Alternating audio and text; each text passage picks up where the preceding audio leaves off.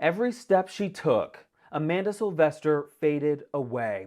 She was in volleyball practice warming up and suddenly lost her breath. The first responders who showed up said that they couldn't legally take her to the hospital. The system was not there for Amanda. By the time her mom got her to the car, then to the hospital, it was too late. She went into cardiac arrest and died. We never got a response. A story that has a metro Atlanta community outraged and a group of first responders pointing the finger at each other. Something got to give. I'm Justin Carter. This is TSR Investigates.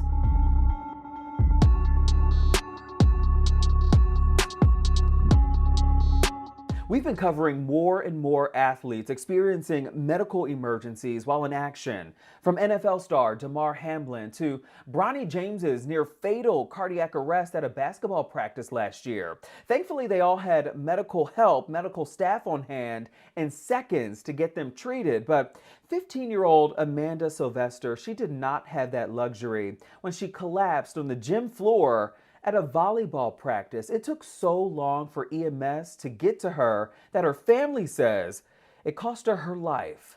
It's video surveillance that's hard to watch for anyone, so we're not showing it in its entirety, but you can see Amanda Sylvester's warm-up turn into something horrible. This is the Tracey Wyatt Recreational Center in College Park, Georgia. She's jogging alongside her teammate when suddenly she put her hands on her knees. Someone realizes what's going on, rushes out of the gym to get help, where 911 is then called. A 14-year-old female that's having some kind of an allergic reaction to something there, and she doesn't have her EpiPen. About 9 minutes later, video from the parking lot shows two medical technicians show up from College Park Fire Rescue. In a statement, the city of College Park wrote, quote, that EMTs were able to stabilize the teenager who appeared alert and was able to speak. An ambulance dispatch for Grady EMS, which is the major hospital system in Atlanta, had also been requested. Grady EMS, though, never fully responded to the call, end quote. You can hear through dispatch the first responders on scene request help because she was having a seizure. By law, a city spokesperson said publicly that medical technicians are not legally allowed to take anybody to the hospital because they're not licensed to transport. Only paramedics are allowed to do that. So we got an update on that Grady. I'm checking now. Stand by. Rescue 3, it's showing that the call's been updated. However, there still is not a unit en route. They're advising they're at level 0. They were at level 0, which in the emergency services world means that there's a critical need for ambulances and no crew is available at the time. You can try to press for this destination.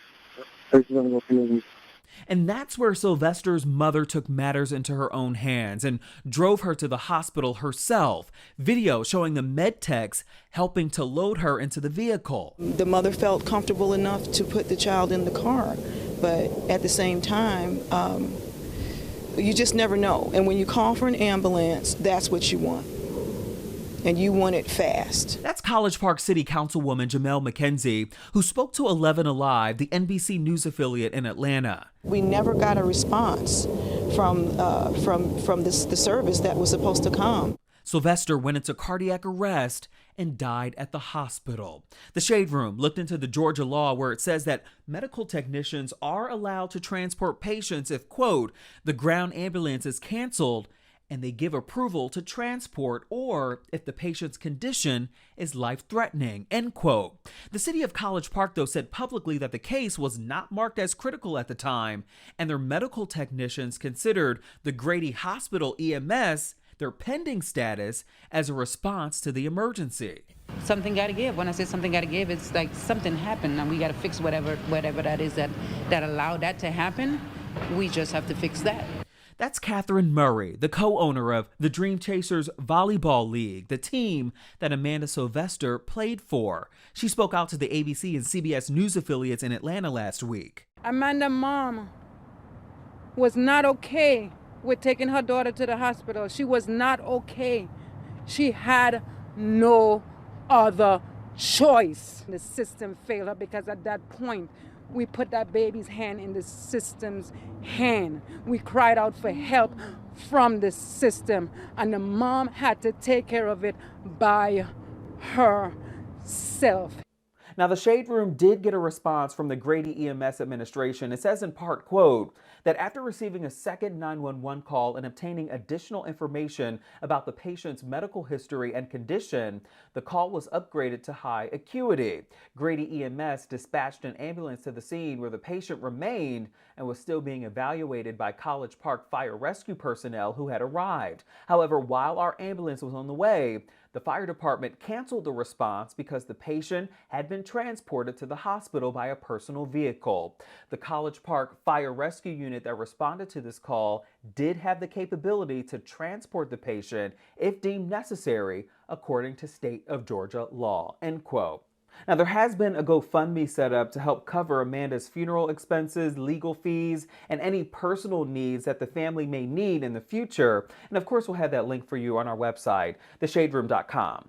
For TSR Investigates, I'm Justin Carter.